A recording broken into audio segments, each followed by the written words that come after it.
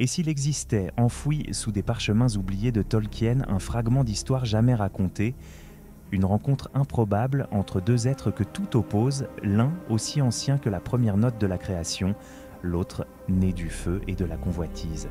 Tom Bombadil face à Smaug. Pas dans les contes officiels, pas dans les récits chantés par les hobbits, mais dans les interstices du légendaire, là où l'imaginaire devient révélateur. Aujourd'hui, on rouvre les portes de ce qui aurait pu être. Entre analyse, mythe enfoui et spéculation assumée. Abonne-toi, mets ton like, et entre avec nous dans une légende que même Gandalf aurait jugée trop ancienne pour être consignée. Il est de ces personnages que l'on ne comprend pas. Non parce qu'ils sont flous ou mal écrits, mais parce qu'ils sont conçus pour échapper à toute tentative de classification. Tom Bombadil est l'un d'eux, ni elfe, ni homme, ni dieu, et pourtant plus ancien que tous. Il était là avant les forêts, avant les étoiles, avant même que le mot « pouvoir » n'ait un sens. Tolkien lui-même, face aux nombreuses questions de ses lecteurs, répondait avec un sourire en coin « Tom est ». C'est tout. Et c'est peut-être ça, justement, qui dérange. Dans un monde où chaque être semble avoir une fonction, un destin, un rôle, dans la grande fresque du bien contre le mal, Tom Bombadil ne joue pas le jeu. Il n'a pas d'armée, pas d'ambition, pas de quête. Il chante, il danse, il parle aux arbres et aux pierres. Et surtout, il n'a aucun intérêt pour l'anneau. Ce simple fait, dans l'univers de Tolkien, relève de l'insensé. L'anneau unique, qui corrompt même les cœurs les plus nobles, glisse sur le doigt de Bombadil comme une goutte d'eau sur une feuille. Il devient invisible? Non. Il est tenté? Jamais. Il rit doucement, comme si tout cela n'était qu'un jeu d'enfant. Mais qui est-il alors? Un Maia, comme Gandalf? Un Vala, descendu dans Arda par quelque caprice divin? Ou bien est-il la voix même de la terre? Un esprit primordial incarné dans un coin oublié du monde, indifférent aux guerres, aux royaumes et aux anneaux. Certains voient en lui l'écho des traditions folkloriques anglaises, le génie de la maison, l'esprit de la forêt, le père nature.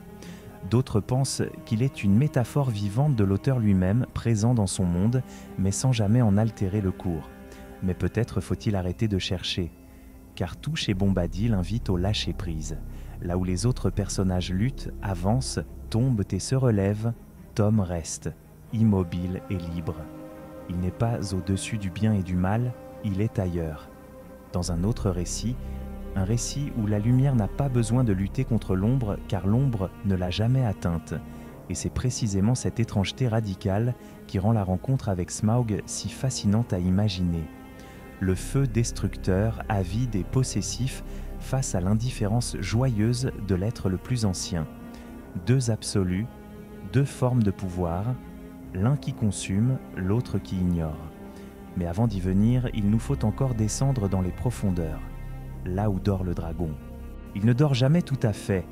Même dans les ténèbres profondes d'Erebor, sous les monceaux d'or et de gemmes, quelque chose veille toujours. Ce n'est pas seulement un dragon, c'est une idée, une fin incarnée. Smaug. On croit le connaître parce qu'il parle, parce qu'il s'adresse à Bilbo avec ironie, avec ruse, avec cette arrogance qui sied aux créatures anciennes. Mais sa parole n'est qu'un voile, brillant, inquiétant, qui dissimule une réalité plus vaste, plus ancienne. Smaug n'est pas seulement le dernier grand dragon de la Terre du Milieu, il est l'héritier d'une lignée maudite, un fragment du mal premier, détaché de Morgoth comme une étincelle d'un brasier éteint. Les dragons furent créés non par besoin, mais par défi. Morgoth, le Vala déchu, n'a pas voulu simplement corrompre ce qui était beau, il a voulu le renverser. Et pour ce faire, il a engendré les dragons, des êtres conçus non pour bâtir ou dominer, mais pour réduire en cendres. Et pourtant, il leur a donné l'intelligence. Un miroir cruel de la raison elfique ou humaine tourné vers la convoitise, la tromperie, le mépris. Smaug est l'aboutissement de cette œuvre noire. Il n'est pas le plus grand, Glorung fut plus terrible, Encalagon plus titanesque, mais il est le plus achevé. Une perfection de forme et d'instinct. Il ne tue pas pour se nourrir, il tue pour posséder. Et ce qu'il possède, il ne le comprend pas. Il le sent. L'or, pour lui, n'a pas de valeur d'échange. C'est une chaleur morte, une mer figée où il règne comme un dieu sans culte, sans fidèle, mais adoré malgré lui par la peur. Quand il s'abat sur Erebor, c'est une chute d'étoiles noires. Un royaume s'effondre en quelques heures. Les nains sont dispersés, les hommes ruinés, les elfes murmurent des chants de deuil. Smaug n'a pas seulement pris une montagne, il a redessiné la carte du pouvoir, il a gelé le nord sous une chape de silence, et pourtant, dans ce silence, il parle. Avec une voix qui joue avec ses proies comme un feu joue avec le vent. Il sait, il devine, il soupçonne. Face à Bilbo, il ne rugit pas, il devine. Et c'est là son plus grand pouvoir. Il ne brûle pas d'abord, il observe, il jauge, il insinue. Mais au fond, ce regard perce bien au-delà des objets brillants. Smaug devine la faiblesse, même derrière les ruses. Il est l'œil du monde ancien, celui qui voit non pas ce que vous êtes, mais ce que vous désirez. Et dans cette lucidité sans pitié, il touche quelque chose de tragique. Car Smaug est seul, non par hasard, mais par nature. Aucun dragon n'a jamais régné en roi parmi d'autres. Ils sont faits pour trahir, pour dominer sans partage, pour mourir sans héritier. Smaug est donc un vestige, un éclat rougeoyant d'un âge révolu que le monde moderne ne comprend plus. Il appartient à une époque où le feu n'avait pas de maître, où le mal était une force brute, non une stratégie. Alors, imaginer une rencontre avec Tom Bombadil, c'est faire se croiser deux extrêmes, le pouvoir consumant et solitaire, face à la présence tranquille et absolue. Deux légendes si anciennes qu'elles ne devraient pas se croiser. Et pourtant, si elles l'avaient le fait, que serait-il resté de cette rencontre? Un champ oublié? Une montagne noire devenue verte, ou simplement un silence si profond que même les dragons en auraient eu peur. Certains disent que cela n'a jamais eu lieu, d'autres affirment que c'est précisément parce qu'on n'en parle nulle part que cela a dû se produire. Car certaines rencontres, dans la terre du milieu, ne laissent ni cicatrices ni chants. Elles existent entre les lignes, dans les marges du récit. Le lieu? Ce ne pouvait être ni Erebor, ni la vieille forêt. Ces territoires leur appartiennent trop. Tom ne quitte presque jamais les limites de son champ. Smaug ne tolère aucun souffle qui ne soit le sien. Et pourtant, il existe, au nord des montagnes grises, un vallon sans nom, dissimulé entre les plis d'une ancienne carte que même les elfes ont oublié. Un endroit où les vents se taisent et où les rivières coulent à rebours, comme si le temps y tournait sur lui-même. Certains cartographes l'ont vu, puis l'ont effacé. Peut-être y a-t-il eu une brèche, une nuit, une seule. Smaug, traquant un murmure dans le vent, sent une présence qui ne brûle pas, mais qui résonne. Ce n'est pas une menace, mais ce n'est pas non plus une fuite, c'est une attention. Et Tom, debout au bord de ce vallon, ne chante pas. Pas cette fois. Il écoute, car même le chant du monde se tait devant quelque chose qu'il ne peut transformer. Il ne se parle pas comme on échange des mots. Ce serait trop vulgaire. Le dragon, massif, serpentin, luisant comme une forge oubliée, ne gronde pas. Il fixe, il jauge, mais ce regard, si souvent maître, glisse sur l'étrangeté de Bombadil comme la lumière sur l'eau. Et Tom, les yeux pleins d'âges innommés, ne défie pas. Il est, simplement, et c'est peut-être cela le plus insupportable, car Smaug, seigneur de la possession, n'a aucun pouvoir sur un être qui ne veut rien. Aucun joyau à menacer, aucun royaume à écraser, aucun secret à soutirer. Alors que se passe-t-il dans cette heure suspendue? Un échange? Peut-être un seul mot, ancien, oublié même des ans.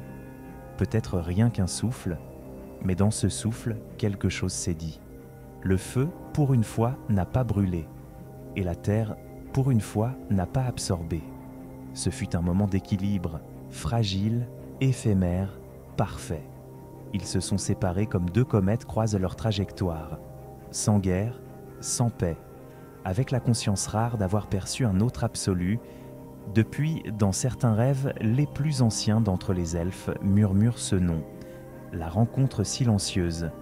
Et quand les dragons rêvent, car oui, même eux rêvent parfois, ce n'est pas d'or ni de flamme, c'est d'un regard qui ne tremble pas, d'un être qu'on ne peut ni dominer ni comprendre. Tom Bombadil, l'unique créature face à laquelle Smaug n'a pas ouvert la gueule, mais les yeux. Certains affrontements n'ont pas besoin d'épée, certains duels ne se jouent pas sur un champ de bataille, mais dans les fondations même du monde. Celui-ci, s'il a eu lieu, n'a laissé ni trace ni témoin, et pourtant il révèle plus que 1000 guerres. Tom Bombadil et Smaug ne sont pas des personnages au sens classique.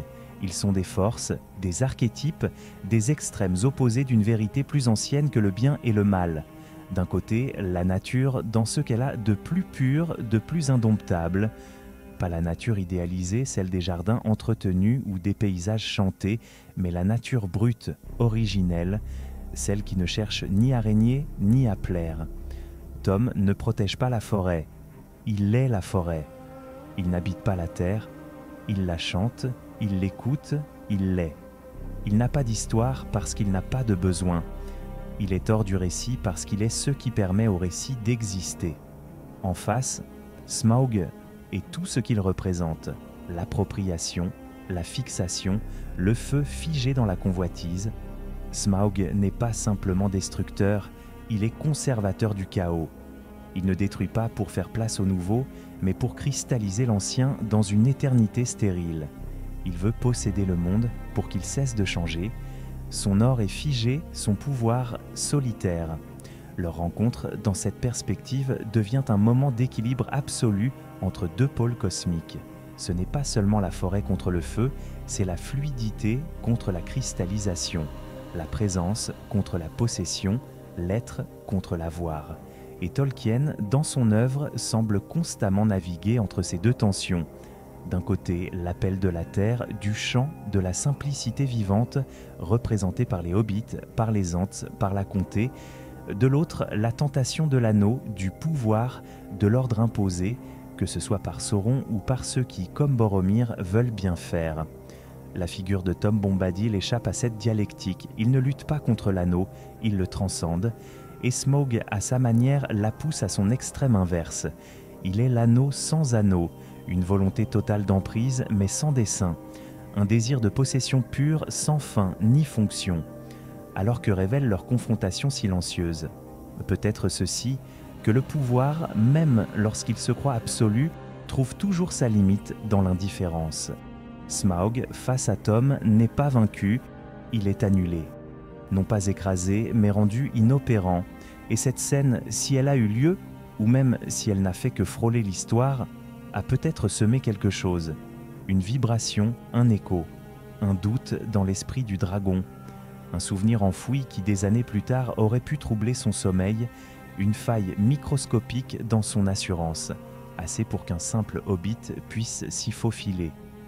Peut-être que la victoire ne vient pas toujours du fracas des armes, mais d'une rencontre oubliée au bord d'un vallon effacé, où le feu n'a pas su brûler, où la forêt n'a pas eu besoin de pousser. Et si Bombadil n'a rien dit de tout cela, c'est qu'il n'en avait pas besoin. Une rencontre sans preuve, un croisement entre deux mythes qui ne devaient jamais se rencontrer. Et pourtant, chaque fibre de l'univers de Tolkien semble murmurer que ces silences contiennent plus de vérité que bien des chroniques. Nous avons suivi deux trajectoires, celle du feu, solitaire, vorace, prisonnier de son or, et celle de la forêt, libre, insaisissable, indifférente à la domination. L'une consume, l'autre respire. Et au cœur de ce contraste, une hypothèse, que ces deux forces, un jour, se soient regardées. Ce que cela révèle va bien au-delà d'une simple fiction. Cela nous parle du monde que Tolkien a construit, un monde où chaque creux, chaque non-dit, chaque ellipse devient une invitation à rêver. Car si le Seigneur des Anneaux est une œuvre finie, la Terre du Milieu, elle, ne l'est jamais.